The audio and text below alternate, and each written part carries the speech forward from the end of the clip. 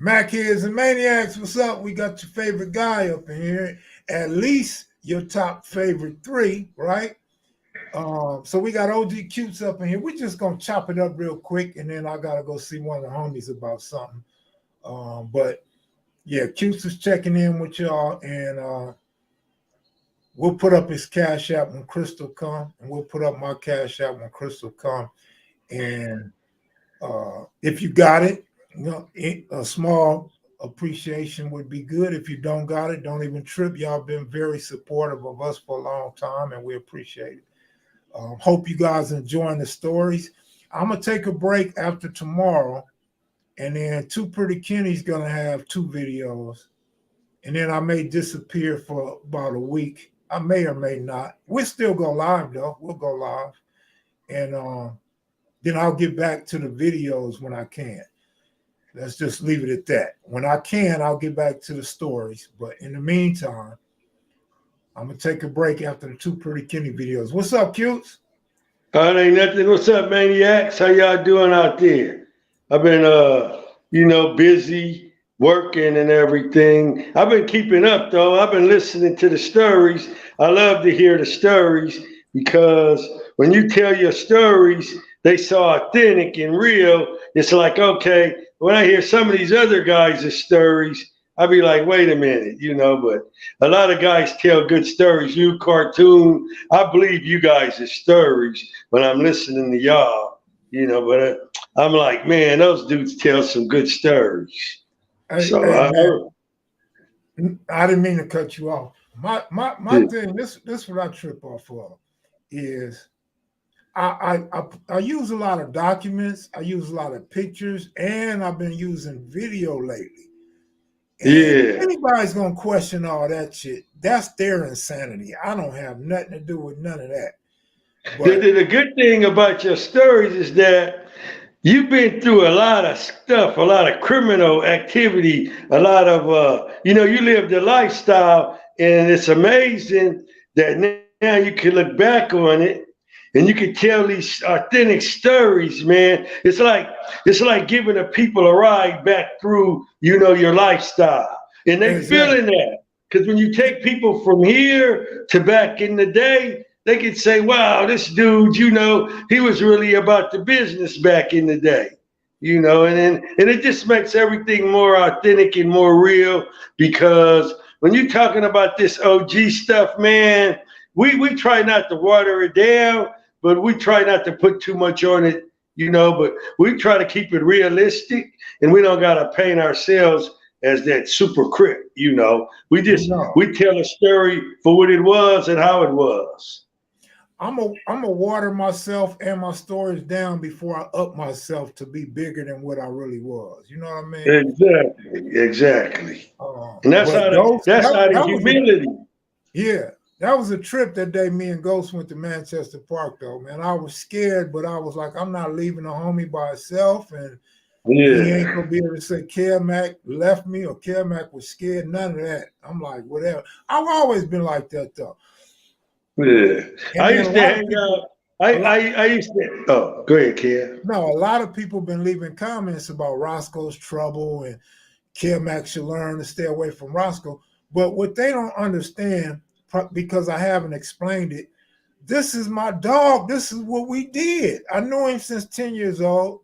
And with my brother and the other dudes that we hung with, I'm not going to say no names right now, but the guys that hung in my house, that's what we did. So that was normal activity. Roscoe didn't influence me to do nothing. I just wasn't never turning nothing down. Yeah. Because that's how we got down. That's how you got in. It's like people don't understand is that when you say someone was a negative influence on us coming up, my mother always thought the other teens were the ones that had the negative influence on me. But most times out of none, I was the one that was provoking them to do things that they should have not have been doing. I was the one selling, convincing, to go do this, go do that. And they would come along with me. So when we would get in trouble, my mother would think, you always with them, and then you always end up in juvenile hall. You always with them, you always end up in 77. And then I'm going to shut it down. I ain't going to say much. and then I just let my mom, just ran on what she's saying. But I used to hang out at Sportsman Park, boy. I used to hang out at Manchester Park with with some of the Manchester Park boys, Richard Miles's crew, with a brother named Alley Boy, and he was a pretty down, Manchester Park boy. He was a little older than me by maybe 4 years, and he was my buddy. And the way that I met this brother is he was going with Demetrius, and so he took me over his house, and we used to go in the park and hang out. He had this long 12 gauge. He didn't want to saw it off, and so we made friends like that. And we were pretty close. He was a hustler after he quit. Well, once the Park Boys made the transition out of gangbanging completely, he didn't want to join in another gang, so he just turned into a hustler. Right. Yeah, man. It's a trip though. Like with me and my friends, I probably was less of the one to get people to go do something stupid, but I was probably the most person. I always say, "Come on, let's go," or "This how we gonna get some money. This we gonna do this." Because I didn't like giving nobody money. I wanted to gamble or save. Because back when I was younger, I'd save money, but to be a gambler, you have to have money. So why would I give away or loan my money away? So then I can't gamble. But yeah, a lot of that stuff was me saying, "Come on, let's go get it," or I gotta, because I didn't trust other people's way of getting money. I felt like other people was always on some fuckery on their licks. Like they say it's 100,000 in this house, but it don't really be 100,000 in there. Or they'll say, "I know a guy with a lot of money. I know a rich dude. Let's get him." But the rich dude don't have no money on him, or the rich dude don't keep his money at the house. You know what I'm saying? So I didn't trust other people's licks. Yeah, if I had to say anything to some of the down, gang members out there today, and I would say don't be manipulated by older people who try to convince you that this lick is gonna be the one that gets you over the hump, and they really sell it to you and convince you, give you that super optimism that you're gonna get away no matter what. I would advise you to really think through that shit. Even though your pockets are dry right now, you go do that lick that he done pumped up and lied about, it ain't gonna be like you thought it was. And if you get killed in the process of that, then your family's gonna suffer. If you wind up with a lot of years in the process of that, then you're gonna suffer. If you get shot and maimed in the process of that, then you're gonna look pretty messed up with a half of a jaw or one arm or a big old hole in the middle of your abdomen. It's just, there's a lot of things about this gangster lifestyle that you really need to consider, because there's a price to pay, and sometimes the price is with your freedom, with your life, or with another family member's life. No, you don't know. Absolutely. So when you hear our stories, and Kev Mac tells his stories, Cartoon tell their stories, you hear my story, you guys should just get enough from those stories to realize we were pretty lucky, because we had friends that wasn't as lucky. Yes. We had friends that start getting knocked off at the mere age of 14. Like little baby. Let me read a statement. Cute, coming from a youngster, I appreciate the history and the game you be giving. I'm soaking it all up like a sponge. Hey, that's appreciated, little brother. I'm glad I'm able to impart a little of my knowledge with you to prevent you from going through some of the human suffering that I took other people through, and some of the suffering from that consequence that I took myself through those years of incarceration. Yeah. But what people want to learn, people need to learn is what you said. All these stories, they come with a price tag. Yeah. And sometimes, obviously, it didn't cost me my life, but definitely cost me a lot of what would you call it when you got a probation officer or parole officer all your goddamn life? Supervision. Yeah, supervision. Yeah, And then everybody in our family, we take it for granted, but our mothers, our brothers, they don't live forever. And then when we locked up for these long sprees, people start passing away. And you be like, yeah, damn, and then you don't get to go to the funeral for a little closure. You be like just stuck in there. That's when you become bitter. That's when you start becoming hard in the paint, when you're incarcerated, when you feel like you ain't got nothing to lose because there's no support system left for you out on the street. So you right, be feeling like, man, anybody get in my way, I'm gonna blow them down. right, You be walking away with some bitterness inside of you. right. So yeah, Marcus, this is what I want to say to people like you, Marcus. It's not just that you guys are enjoying the stories. I'm starting to enjoy them too. So that's why I stepped my game up. And on top of that, YouTube have been not letting me monetize my videos. So this week I have videos already on queue waiting for them to be approved. So that's why they're back to back to back. Because I usually like to do every other day. I find every other day for me it's easier to keep up with, and the numbers seem to keep growing. When you drop them every day, the numbers tend to fall off a little bit because people get tired of them or whatever's going on. The numbers fall a little bit. Alicia, Mammy, and Misha, what up? Crystal, what up? So yeah, but just so y'all know, the reason why I'm gonna be absent for a week or so, I went and took all my camera equipment and put that shit in the pawn shop so I could pay some bills. So I don't know when I'll get that shit out the pawn shop. So, but it's gonna be at least a week and a half, at least a week and a half. So Well, how I'm off much that. did you get? How much did you pawn it for? 700. Well, that's not that bad. I mean, it's not like you pawned it for $1,000. Well, they could have gave me 1,700, but I know that was gonna be hard to pay back because the interest is high as hell. It's like seven. I don't know how to say it, but it's Yeah, 1.75 or some shit, 10.75, some shit, where I'm yeah. paying back a high interest rate. I was thinking when I was laying down earlier, I was meditating, Misha, about good looking out. Sorry, good looking out, yeah, Misha. for sure.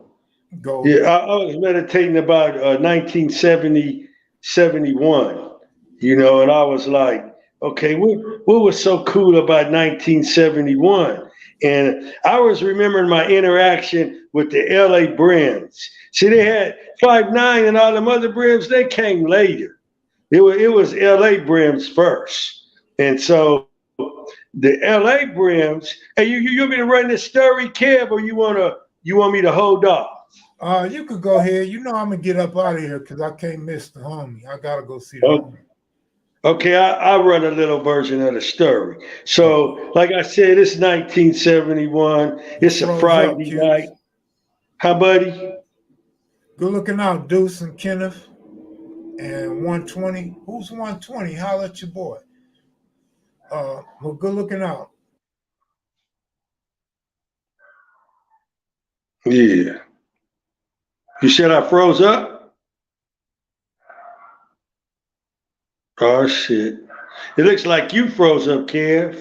But anyway, I'm going to run the story in case I'm still on. Well, anyway, it's 1971, and it was a Friday night, and we were all in front of my house on 68th Street. We were in the front yard. We were lifting weights out in the front yard with our slingshots on. We had our biscuits. We had shined them all up. We're getting ready to stroll down Hardale to 59th Street to a party that's on 59th Street.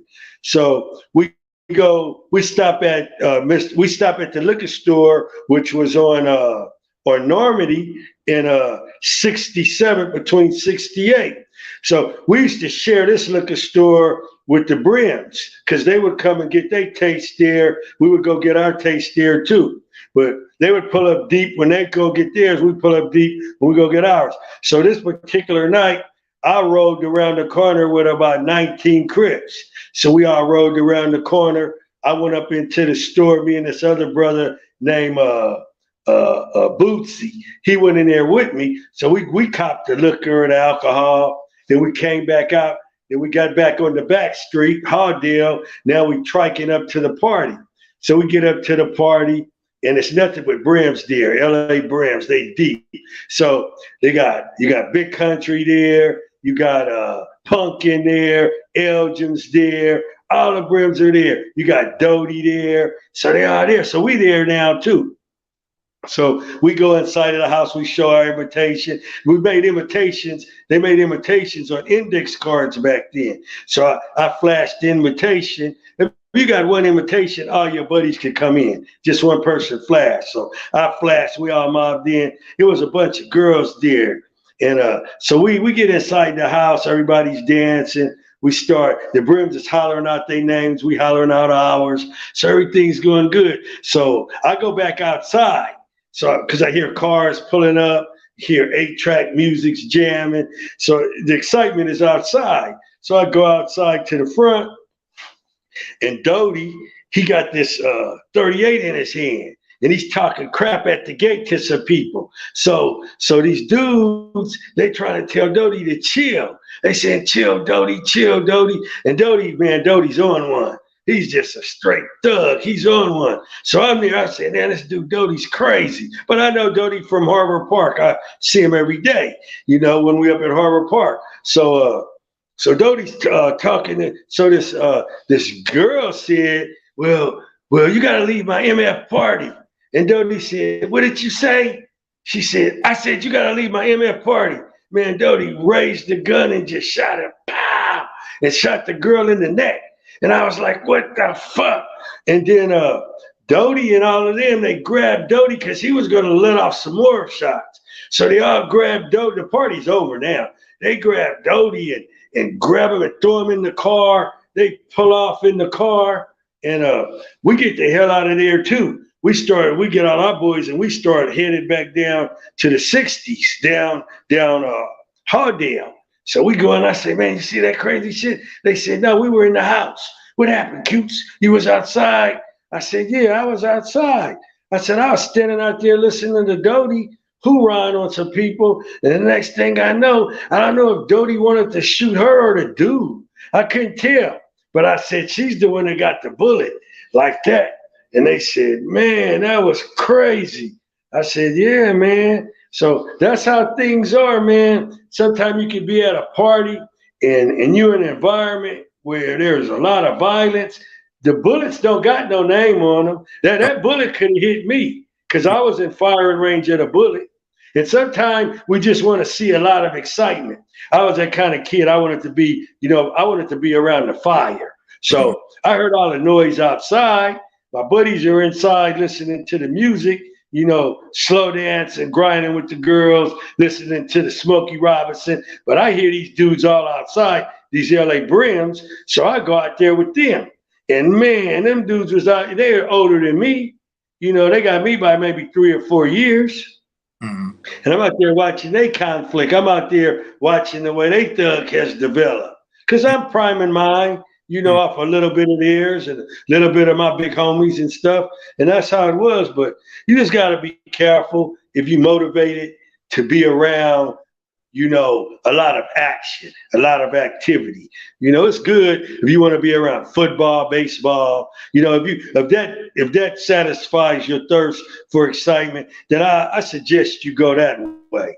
But if you like to wait to after school to go see the fight and you want to be in that crowd, a lot of different stuff could take place when you're in that fight crowd, or when you don't even got to be a part of the activity. Sometimes that group could just turn on you, because they'll look around and say you ain't one of the homies, but you over here. Somebody might say, where you from? Then you get to bam, they two-piece you. It can end bad. But yeah, man, I'm just it's just life's crazy, man. You just got to get through it and be smart. Yeah. You're right. Hell yeah. I thought you was going to... But yeah, Kev. I thought you was going to... what's that, brother? About Arlington. That building. Say that again? I thought you was going to tell that story about that building. Oh, okay. I can tell it a little of it. All No, right. So you no, want me to? no, we do it another time. But Okay, we do it another time. but Yeah. I'm gonna read some of the questions to you in a minute. Okay, cool. I think somebody wanted a Raymond Washington story.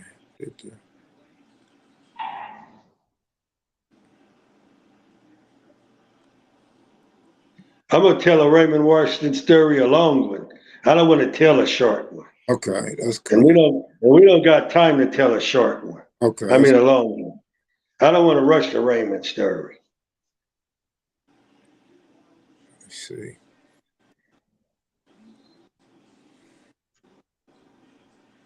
Yeah, I don't know. I got cut off. My computer tripped out on me. Um, Hmm. I was thanking the people that cash out me. So Tobias is That's good.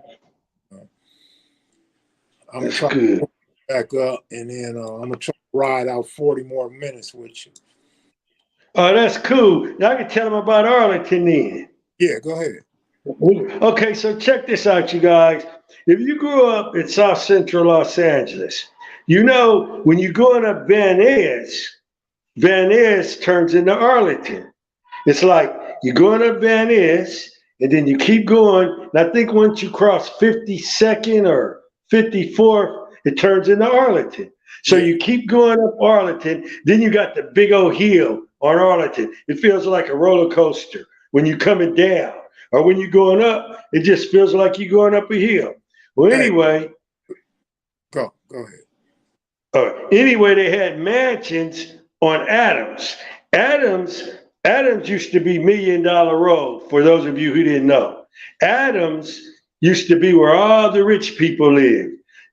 Marvin Gaye's family lived over there.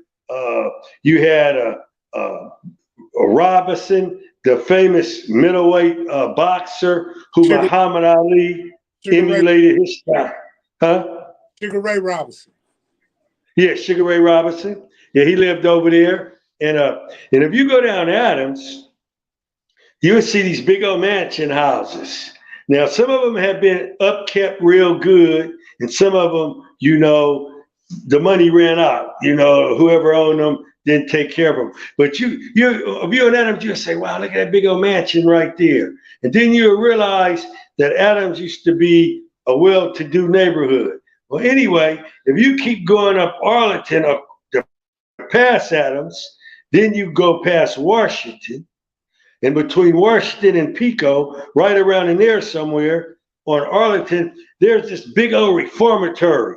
It's made out of red bricks. It's got these wrought iron gates. It looks like a mansion or a penitentiary, or it can look like something from an old movie, like a haunted house or something. But it's real long. But it's a reformatory. But we didn't know it was a reformatory. So one night, me and Chucky Madison, we were coming from the Pico Crips. We was over on 12th Avenue in Pico. And we were having a meeting with the Pico Crips because they didn't want to become Godfather Crips. And we were asking them how come they didn't want to become Godfathers. And they said because they want us to give Right. up our name and not be Pico anymore. And I said, well, you don't want to be Harlems? And they said, nah, man, because we work real hard to be Pico Crips. We've been fighting all these other gangs. We fought the Exterminators. We fought all these other gangs back over here, the Brims. We fought the families over there. And I said, yeah, you guys have been fighting a lot of people. And they said, yeah, man. And they said, so we don't want to give up our name, to be umbrella under another name. So that's when set tripping first kind of started a little. So we went over there, me and Chucky, to try and pull Boone and Gilbert, his brother, back in, because they were like the founders of that gang, and Don Juan and all of them brothers over there. So after our little meeting we had on 12th Avenue, which was a successful meeting, by the way, we left and we were walking down Pico and we turned up Arlington. And when the Forum used to be, the original LA Forum used to be on Pico between like 11 Ave. If there was 11 and 10th Ave, that's where the original Forum was at. And this is way back in the history. So we walked and we got on Arlington, and it's like 1 o'clock, 2 o'clock in the morning. So these dudes hit the corner on us. And I got on a blue Ace Deuce. Chucky got on a black Ace Deuce. I got suspenders on and a slingshot. Chucky got his gray khakis creased. He got a blue rag hanging from his back pocket. We cribbed down on our uniform. These dudes let off on us with it sounded like a goat. Pow, pow, pow, pow, pow. And I said, oh, they busted on us, homie. And so we ran behind these cars in this panel truck. So the car shot by again. They wanted to, I guess, reload and come back on us again. And now we're in the killing zone because it ain't no place to go because of this big reformatory looking thing and this big ass brass iron gate that sits about, I don't want to exaggerate how high this is, but let's give it 12 feet.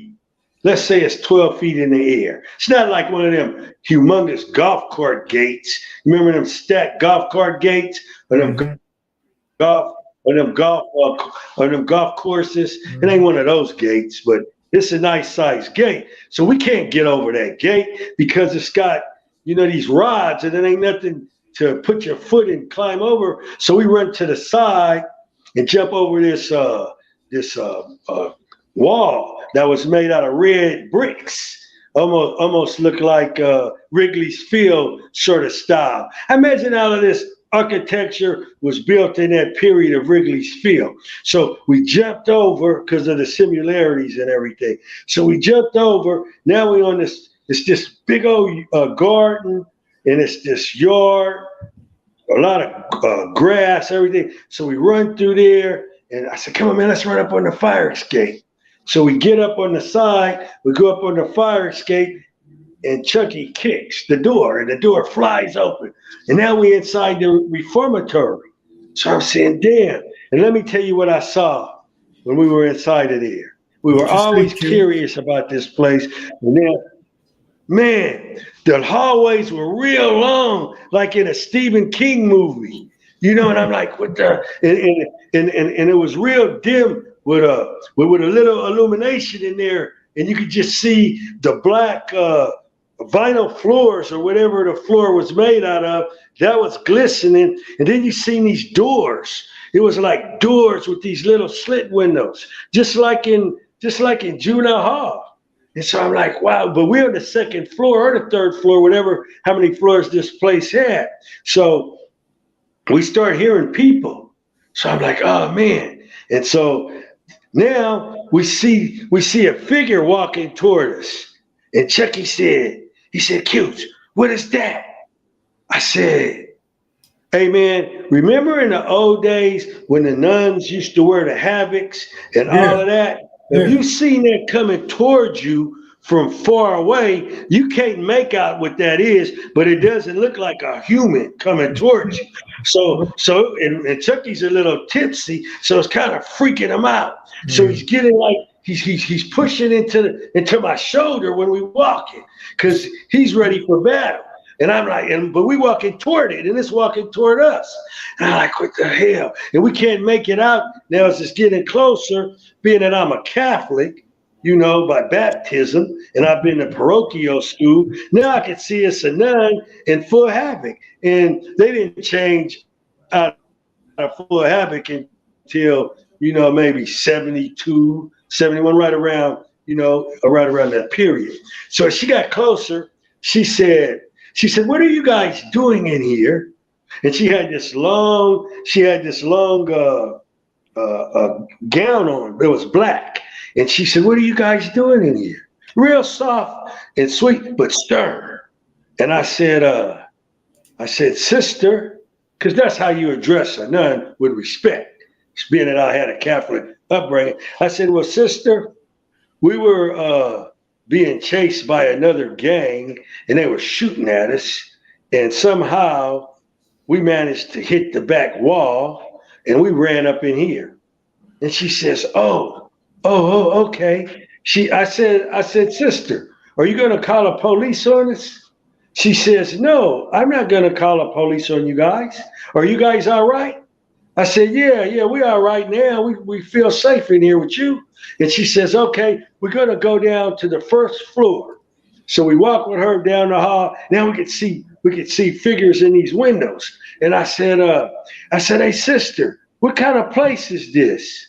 She said, well, if you're really that curious, and she said, and if you got a good heart, you could come back Christmas time. I invite you. You could come back Christmas and you could bring gifts. And I said, all right. Well, what kind of place is it? She said, it's an orphanage. I said, an orphanage? She says, yes, it's an orphanage. She said, these kids, they don't have families. And some of them been with us a long time. And usually only the young ones get adopted. And then the other ones become wards of the institution, because that's what it is. It's like an institution, but I guess they treat you a little better than being in juvenile hall, East Lake or LP. But she went to the control. She opened up that big old wrought iron gate in the front, and it slid back just like in prison, man. And me and Chucky walked out of the two big old doors. We're down on the street. And we continued our walk, but we hit some back streets to get off of Arlington because we didn't want to get shot at, and we didn't bring no heat, and we didn't know if those dudes were still riding around trying to pick us off. But I remember when me and Chucky, we were walking, and Chucky was saying, damn, Cutes, that's messed up. Those kids are in the orphanage. I said, I know, man. I would have never thought that was an orphanage. I said, did you hear what any of them were saying when they were talking? Did you hear what they were saying? He said, yeah, I heard somebody say, hey, you guys, like that. And I said, I thought I heard someone say, help, help. And then Chucky said, I don't know, because we were hearing a lot of noises, a lot of different voices and shit. And I said, well, hey, Chuck, what did you think when that nun was walking down the hallway? He says, man, I ain't gonna lie. I thought it was some kind of monster or something coming toward us. I said, yeah, that kind of creeped me out too, dog. But yeah, man. So if you ever wondered what that place is on Arlington, and if you're going, I said, if you're going north and you look to your right, that's an orphanage right there. So if you ever wonder what that is, that's what it is. And I think it's still there. Yeah, I'm not sure if it's still there. It probably is. Yeah. I figured y'all was gonna think it was either some type of monster or a ghost. Yeah, it was creepy, man. I remember my heart, it was pounding like adrenaline was just flowing through it. I was like, man, I'm a kid. I was like, what the hell? But I was happy when I made the figure out. Once I focused in on it and then I could see it, that's a nun. Then I felt the sereneness and the peace come over me when I seen that it was a nun like that. But yeah, man. Hey, so it's my understanding that there's a scam going on these channels, and I don't mean to laugh, but hopefully Mac Here's and Maniacs are smarter than that to get scammed by somebody on the YouTube. You guys know who we are. If you watch somebody's channel, you know who they are. You can talk to them when they go live or email them. Don't fall for the DMs and the emails with a picture of somebody asking for some money. Did you hear the scam? Did you hear the scam with JB and me? Yeah. Oh, I did, of course. Yeah, well, Jan Brewer. So Jan Brewer is my buddy, right? So I on Facebook, I want to befriend Jan Brewer because I'm friends with Susan Dunn. I'm friends with Dunn, and these is all, these is all my childhood like friends, I guess you could say, and they are relatives, of other people that I know that hung out with Big O Dale, that their cousin, he was a reputable chain gang member, Larry Lilly.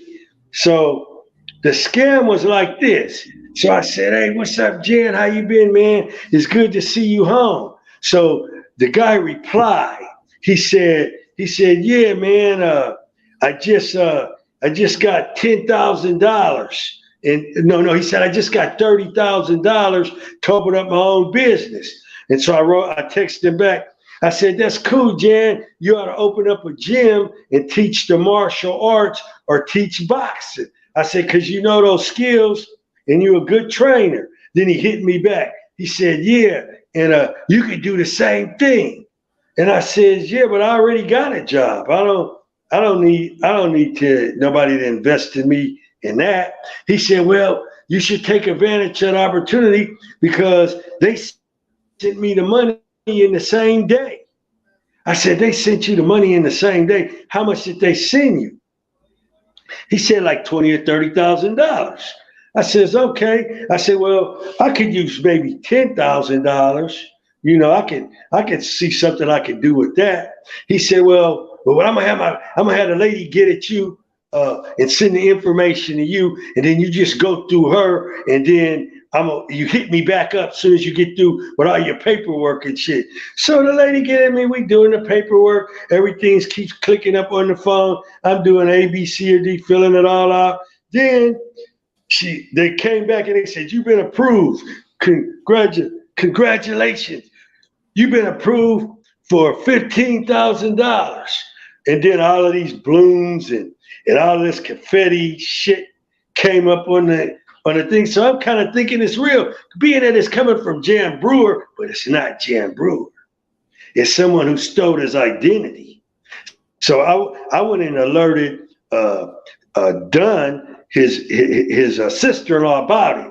I said, hey, check this out. They scamming with Jan Brewer's name over here. But this is what they did. They had pictures of him. They had some pictures of people that I knew. They had those pictures. And then when you see it, you think it's the person that you know, but it wasn't. And the way I found out that it was a fake, they said, well, if you want the money, you got to send $3,000 to free up the money, and then the money will come to you immediately. I said, I'm not sending you no $3,000. I said, give me the money, and then I'll give you your $3,000 out of the $15,000. And then no, we can't do it that way. So then I called Jan back. I said, hey, Jan, I'm texting him back. I said, hey, Jan, they telling me that they cleared me for 15. And he said, congratulations. He said, that's how they did me, but I got more. And I said, yeah, well, why don't you lend me $3,000 right now, and I'll give it right back to you as soon as the money comes. And he says, I don't got that much. He says, I could give you 7,000. Could you come up with another 7? I says, no, I can't come up with nothing. And then I knew it wasn't Jan. Then I said, hey, man, by the way, Jan, remember your car when we were little kids? What kind of car was that you had? Was that a Pinto? And they answered, yeah. I said, no, it wasn't. It wasn't no Pinto. I said, you didn't have no Pinto, dog. Who's this? This is some fake ass shit. So I cussed them all out, and then they took down their web real quick. But man, you right about that being scammed on here, man. It could happen. Yeah. Yeah, it's going around. A lot of people got at me. And then I seen Cartoon did a video about it. Yeah, well, that's good. And we're alerting you maniacs to not be scammed. So. Yeah. Man, that's crazy. But yeah, it man. Sounds too good. Yeah. Let me give a little preview of a video, man. See. So y'all can see what y'all gonna be looking at pretty soon. Lucky I got them already. And don't forget, you got to go get at the big homie, Kev. Oh, trust me, I ain't forget. The whole time you talking, I'm thinking about it. Okay, because we don't want him to get out of town. No. I like the fact that he said, what, you need help? You need me? Hell yeah. That's what's up. Like that. Yeah, that's what's up. That's how I used to do my homies. Nigga, what's up? What's up? Yeah. Man, we too old, though. You better not have to call nobody to help you fight or handle no dumb business No. at this age. No, you got to hold your own on that. Yeah. Damn, the thing won't let me pull up the video. But I got a new song, a new intro song too, boy. More fun. Is it tough? I like it. Yeah. And what's happening with the brother that made that song for us? Where's he at? King Real, he's still around. Yeah, King Real. I ain't heard from him in a while. Yeah, he's still around. Yeah. Hey man, I went and got that variant shot. That shit got my shoulder so bad. I could barely raise it up. It's like all in there, dog. Hmm. It's all in there. I'm like, what the hell? And that was yesterday. Hmm. You'll So, be all so I right. didn't go to I didn't go to work because you can't ride a motorcycle with a hurt shoulder. No, you'll be all right. You'll tough it out. You done been through much worse, I'm sure. No, yeah, I done got hit in the shoulder with a bat. I felt more pain in my shoulder. But that's pretty kidney. It's not playing. Yeah, it ain't playing, but I see Kenny. I can see him. He's frozen. Yeah, it ain't playing over here either. Hmm. Something wrong with my internet tonight. Shit. Man, Kenny's a sporty looking dude, man. Yeah, he He's stays chill. sporty. He's suave. Kenny's cool, man. It almost looked like it tried to come alive. There it is. He moved a little. No, it's locking up. I don't Kenny's know, doing the lock. but Kenny got a story.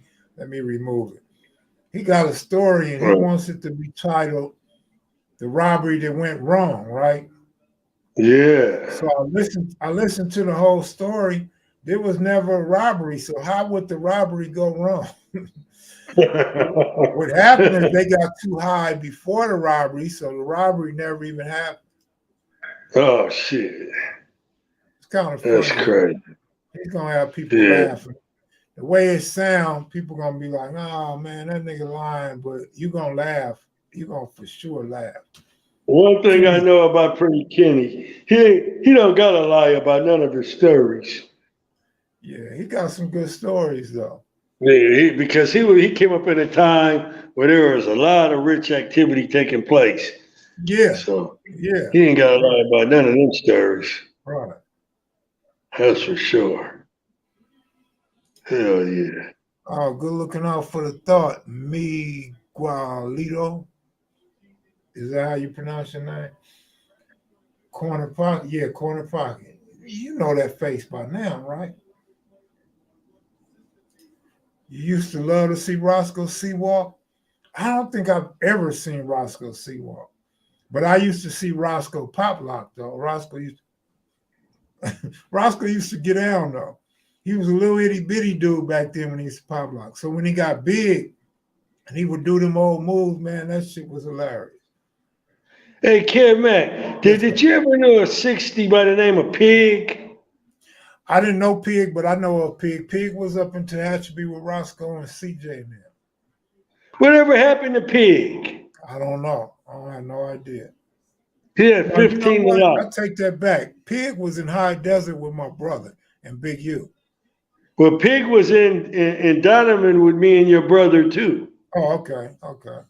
for sure. And he Yeah. used to hang out with me. And there was another brother too named Demon. Did you know Little Yeah. Demon? I don't know Demon personally, but I know exactly who Demon is too. Demon's out the front, light skinned dude. Yeah, he used to hang with me too.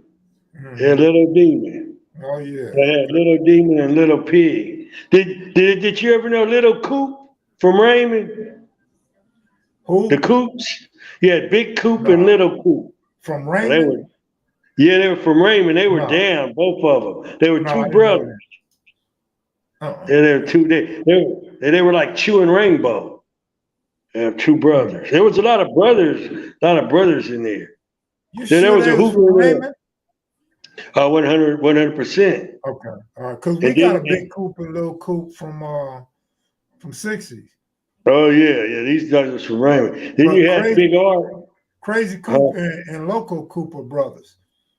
wow, that's crazy. Then you had Art, little Art in H Bone out of Hoover. They was with me, and little Art got out. ERIP, but he was a down youngster too. Little Art. These brothers came straight out of YA to the joint. But they were some good brothers. So if you guys remember Little Art, I'm not sure what Hoover gang he was from, but he was down, man. He used to drive a bucket doing hood strolls. I don't know what you're talking about. Drive a bucket doing hood straws. He's probably talking about somebody dancing. Kevin Cutes, love y'all brothers. No homo. That's what's up, man. Good looking out. That's what's up. That's what's up. Alicia is begging y'all to run them likes up. Tap the like button.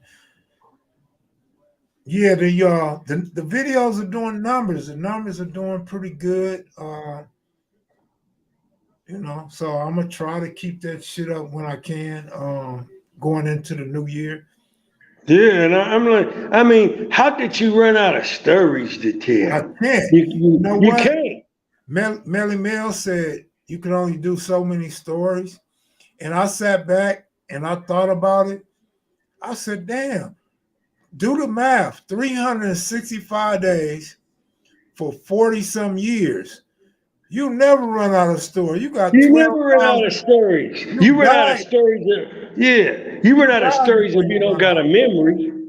Yeah. If you don't have a memory or you didn't live an interesting life or run across some memorable events.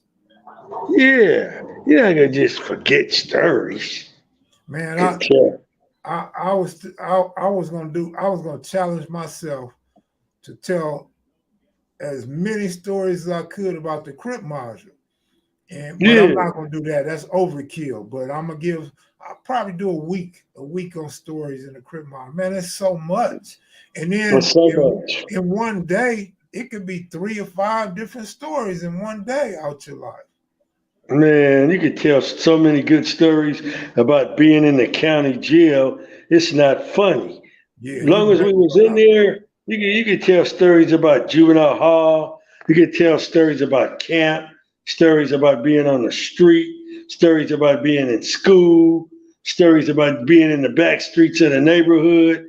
Man, it's so much activity in our lifestyle when we were young. Man, all them stories need to be told. Everybody don't know how to tell stories though. Right. That's the deal. It's an art. It's an art to telling a story. It is. Hey, Dan. Somebody asked me about that last week. I still haven't checked out Bam from Front Hood's channel or Dude from Fruittown Pyru's channel. Seems like every time I start looking for Bam's channel, something else come up. I gotta go. But a while back, I couldn't find Bam's channel.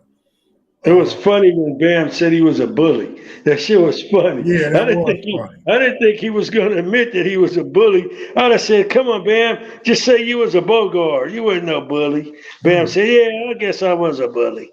Yeah, they called Bam a bully. A few people told me Bam was a bully. Yeah, that shit was funny. But see, what some people don't understand is, and I don't know if bully is the right term, but some guys find out they can punk you or take stuff from you, they're going to keep doing it. Yeah, and I guess that's a bully. I always say Bogart. It's just like Bam, he nitpicks South Central. So I like to nitpick the word bully. I don't like to say that gang members were bullies. I just like to say they were Bogarts.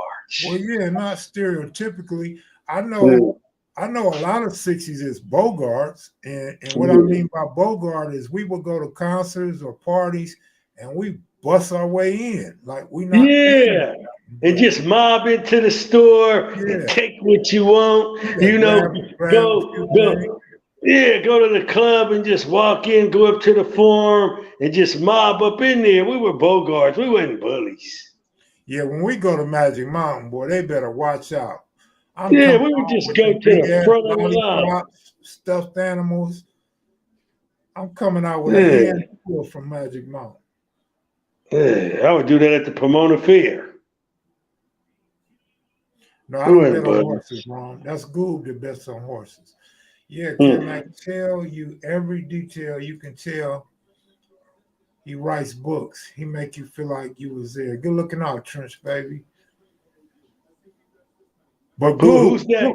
Who's that who write books? He said, I write books. You could tell by the way I tell my stories. Oh, that's cool. Hey, Goob, you tell good stories, man. Your stories just take forever. So a motherfucker be like, God damn, man. Like, when are you going to get to the point? Like, you take forever to get to your point. So maybe you can practice telling us what the point is going to be before you get through your story. Then that way it won't be so boring. Oh, say the end first and then go back. Yeah, exactly. So we'll know what it is you're getting at. Yeah. But there's different ways to tell stories. You know, everybody got their own style. I like the way I tell my stories. I like to put multiple stories in one story, so later on y'all will understand what the hell I was talking about. Yeah, like and your stories are good. Now they know why I don't trip off G and why me and G so cool. Because G was a real criminal. He's gonna get caught and take his case. And he's gonna take the case for everybody else if everybody else don't get caught. And and just that alone, if G owed me anything, nigga, I would forgive that debt because you went to prison and I said 5 years, but I thought about G did way more than 5 years. G had already been to prison a couple times. Man, I learned to only hang out with people who don't mind going to jail. If you hang out with someone that hates going to jail and scared to go to jail, that's going to be the person that tells on you. I would only hang out with people that really love going to jail. And it was like a second home.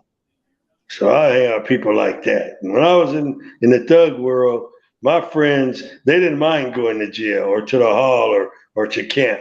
They looked at it as a vacation. Right.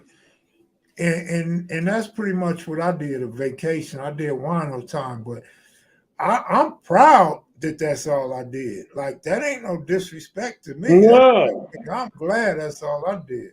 Man, you lucky that's all you did. You were one of them kind of brothers that we would envy. Dang, he's in here with us, but he's with us. He's going home. We like, dang, he's going out of here. That's crazy. So let me say this. Mump loved that I was there because Mump liked to ask questions about what's going on in the street, who's a rider and who's not a rider, and stuff like who's authentic and who's not authentic. But then you had Big Rick, who didn't want to hear shit about the street because Big Rick never thought he would go home. So Big Rick would be like, Mumpy, I don't want to hear about 10th Avenue. I don't give a damn what color the apartments was. Kevmac ain't gonna holler at us when he leave. We'll never hear from this nigga again. You know, that's how Ricky is. Yeah, Rick satisfied with a bag of donuts, a flat of ice cream, Neapolitan, coming out the main kitchen. I peeked his delivery days, and I said, you know what? He thinks he's so slick. He got the kitchen sewed up. I'm about to hit his stash. First, I hit his guy that would bring the stuff. I said, hey, dude, you got to start bringing me stuff, too.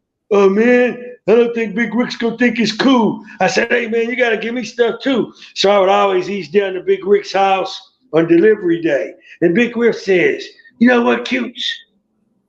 I see what's going on. You always come over on donut day. You always come over on ice cream day. What's going on? I said, yeah, I picked your game, dog. I know you got the kitchen sewed up. Shit, get all the goodies and shit. You could eat all of this stuff in prison. This was considered the good stuff. This was considered the stuff that tastes better than all that other stuff, which was really nasty. It's so nasty. And then you'd be like, man, I wish I could get some donuts that ain't got no sugar on them at all. They just brown. You know, what kind of donuts were those? We used to eat them goddamn donuts, man. And then them boxes of them ice cream. I'd be just putting them in my mouth, just knocking them down. I'd be like, man, I'm eating all of this shit, man. Like it ain't no tomorrow. Yeah, Rick was a good dude to be on the yard with, man. Yeah, for sure. He's a good dude to be on the street with too. Man, Yeah. yeah, I'm gonna think of which stories to put out there in a few weeks, man. Because it's so much, like you said, it's so many. My only Yeah. thing is, like, I could tell stories all day long. My thing is, you want to tell them without saying too much Yeah, and well, without hurting usually if you're feelings. telling a story about crime, then you already got documented and locked up for it. So Yeah, everything is already solved. It's not a yeah, mystery. I'm not going to tell a mystery story. I'm not right, going to solve a cold case by right, telling my story. We right, ain't going to be stupid with our stories. right, You know, tell a story. I talk about a robbery. I already got busted for it. right, right, right, right. I talk about an assault. I already got busted for it. Man, that's why I talk about all them guns, man. The district, I've not only been arrested for them, but in one of my cases, the district attorney said that I was addicted to guns. So Yeah, that's what they you got already it out of your going off of. system. Yeah. Yeah, you got that shit out of your system. I used to No, be bro, I don't. fascinated with guns. Now I don't want to see a fucking gun. I used to Yeah, be I don't fascinated need to. by I don't need guns. to see a gun, man. No, and little A Took, he police was gun either. fascinated with bullets. Yeah. I don't see no I don't, goddamn gun. I don't know why everybody see this is the biggest misconception and one of the most popular questions. Was Ice-T really that dude? This is what you guys don't understand. Yeah, Ice isn't portraying himself to be Tookie or Cutes. Like when Ice told me that he went to school with Cutes, he looked up to Cutes. And Cutes ain't but a year older than Ice-T. So that lets you yeah, know right there that he wasn't no crazy stomped out gangbanger, but yeah, he had friends to gangbang. He had friends from 556 Syndicate. He had friends from Westside Crip, from Brims, V&G, Pueblo, 60s, Hoovers, 30s, 40s, because he was around and he was in the street. and he But could go to all the functions. yeah, He and go then to, he did all the functions, go to MCing all the stuff. functions. He wasn't scary. He would be on the Crenshaw bus with me. He would be in front of the school with me. He would come to the forum. I would see him all the time. Man, Ice used to pop lock. Then he used to break dance. Uh, Hmm. but he went to the army. He went to the armed services. Yeah, He had a bunch of women. He was a hell of a player. He was yeah, driving a Porsche back in the day before people his age and my age was having Porsches. yeah. He sported the perms.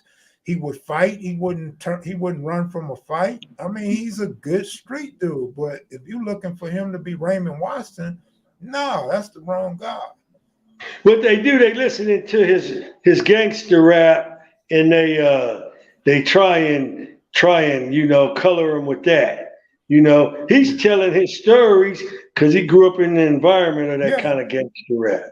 yeah, You that's know, why he could tell those stories. he His can tell friends those gang stories.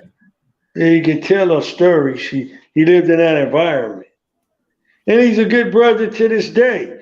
How many good brothers do you know from way back then that's still good today? Right, right, How right, many do right, you know? You could count them probably on one hand. right. Yeah, and Yeah. that's what me and Ice talked about one day, man. His friends are still his friends. Like he ain't changed on his friends. But if you Yeah. wasn't his friend back then, don't try to be his friend now because you think Yeah. you're gonna get something. No, he ain't Yeah. cut out like that. Opportunist. Yeah. And then Yeah. too, that song Colors. A lot of people think because he came with that song Colors, he's portraying himself to be all of that because he got on khakis and lokes. But if you ever look at Ice-T khakis was tight. Ice-T wasn't Yeah. sagging. He wasn't wearing baggy khakis. He wasn't tucking no pistol in his khakis. You know what You I'm saying? know, I wanted to say something. I know a dude, he's in pretty bad health, and he might not like me, he might not like Kev Mac, but he was a gangbanger when I was a gangbanger when I was a youngster, and he gangbanged. But he's in bad shape right now, and I just send my prayers out for him, you know. And who knows? Only God knows if you're gonna pull through something. We can't write a dude's ticket off. Only God could stamp the ticket, you know. So I say a prayer of healing, and I pray that you get better, brother. And if anybody hears this, you know, I send it out to you, Mike. And I hope you get better, man. Well, that's cool, you cutes. But let me say this about Ice though. I got a lot of love for Ice, and when people talk to me and they want to say anything bad about Ice, I don't listen to that shit. If Yeah. anybody gonna talk bad about Ice, it's gonna be me, and I ain't got nothing bad to say about it. Yeah. Uh, I mean, what could there be bad to say about him? He don't owe you no money. He don't owe hell them no. other people no money. So if I you saying something bad about him, they just hating on him. They jealous, Yeah, but envy. They yeah, envy yourself. definitely envious. But Ice Yeah, was the dude Ice was a put in the mentor work. for me, so I'm always Yeah. respect that. Oh, matter of I fact, I went to might buy tell some Ice T story. Cheerios. Oh, Shawnee say that, Mac, King. Shawnee Mac got at me and said, "Man, give some Ice T stories." So I thought about one. I might give one Ice T story about. Man, I don't want to spoil it, but I might give this one Ice T story. Oh, that's cool.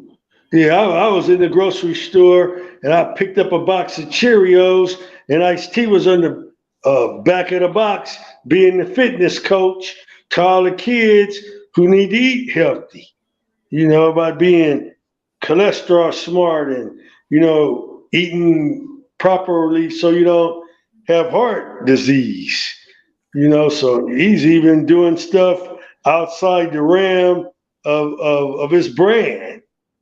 You know, he's not Uh, putting himself in a box to have man, just that brand. man, he was so smart. People ought to appreciate somebody being as smart as he was. Let me Yeah, say but this. My man said Boys in the Hood by NWA was a remix of 6 in the Morning. Ask Dr. Dre, Easy E, and Ice Cube, they will tell you. Well, let me tell you this. Ice T sampled that from Schoolie D, PSK, Parkside Killers, if you know what I mean. So there you got that, right? You there, Cutes? yeah, the art form isn't that complicated. When you're doing a black art form, we borrow from each other. And Yes. there's nothing wrong with borrowing from each other. It goes all the way back to, you know, the Chitlin circuit and the art form, you know, in the Renaissance in New York, you know, with a Cab Calloway. You know, he was like one of the first talk singers, you know, Mm-hmm. rappers. We Mm-hmm. really look at it, Right. you know, and then we borrow from each other, man. It ain't nothing wrong with that. Long as we improvise it, not improvise it. Long as we synthesize it and make it things better, there's nothing wrong with that. And it's black, man. It's a black art form. We should be proud of that. Yeah. You should be proud that someone takes your song and put a different beat to it Absolutely. and add some more lyrics to it so a younger group will start listening to it. And they don't Yeah. even know they're listening to something that was dubbed from something else way over here because it Right. was before their time. But you know because you've been Right. in the world long enough to know. So Right. appreciate that. Don't hate on that. Hey, Dan Harris, man. Quite a few people been saying that to me lately, but obviously you wasn't around this channel for a long time. I went through that cartoon stage. The first time I got beat out a lot of money. The second time, the cartoons just really wasn't that good, and dude ended up going to prison, and I couldn't find nobody else. So I'm done. I'm not doing no goddamn cartoon. If somebody liked the story, you go No, get and every time we try to do cartoons, we end up getting gigolo. It's like the cartoonist trying to hold you hostage. yeah, yeah. Hey, that one guy though, Cuse, that just didn't do nothing for him, man, he had you and Tookie them down pat, boy. That was gonna be the best cartoon ever. Yeah, but he knew that. But he was trying to hold us hostage to that Yeah, he shit. was. That's exactly what he was doing. Yeah, he knew what he was doing. Should I get these dudes this one? They're gonna buy into it. They're gonna booty woody. They're gonna do this. They're gonna do that. I'm gonna get a meal ticket. Yeah, you didn't get nothing, sucker. You didn't get nothing. Man. How's But you gonna try to play some players? right, How's you kind of try to play some real hustlers? right. You don't let the smooth taste fool you. Yeah. Don't think because we're doing it square that we square. I hate when someone tries to outthink me or play me, and then I peek it right away, like bam, and I be like, man, he sounds stupid, dude. Hmm. Don't make no sense. Man. Oh, I forgot what I was gonna say. I seen somebody's comment. Western Av's comment. It threw me off. Mm. No, But yeah, nothing. shout out to the people that's doing animation, man. And you know what I thought? Like, don't get me wrong, I was enjoying the cartoons. I really wanted to get that cute series out in a cartoon, but afterwards, in hindsight, I remember Cuse told me something. It didn't have to do with cartoons, it got to do with storytelling and coming on here giving positive messages. Is that we do real shit. Cartoons is fake shit. Animate, we not fake. We don't need to water down our stories, our lifestyle. You know what I mean? Yeah, and we So don't need a cartoon to bend a certain way, and we can't bend like that. yeah, absolutely. And you always got to have control over your projects anyway. But man, I'm gonna get up out of here, cutes.